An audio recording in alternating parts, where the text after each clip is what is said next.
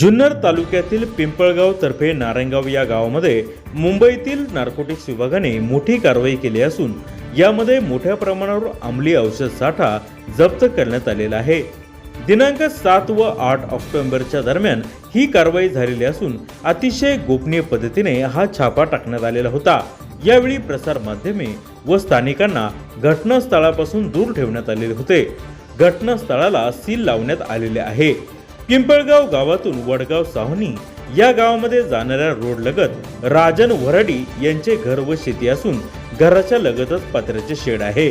याच शेडमध्ये ड्रग साहित्य तयार करण्यात येत होते। राजन वराडी यांनी हे शेड जाधव नावाच्या व्यक्तीला भाड्याने दिले असल्याचे स्थानिकांकडून समजले।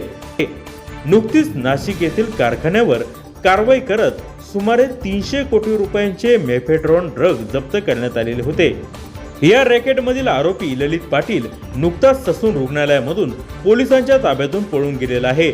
यातील काही आरोपींना अटक देखील करण्यात आलेली आहे। दरम्यान या प्रकरणामध्ये जुन्नरच्या या कारवाईशी दाट संबंध असल्याची शक्यता स्थानिक बोलून दाखवत आहे।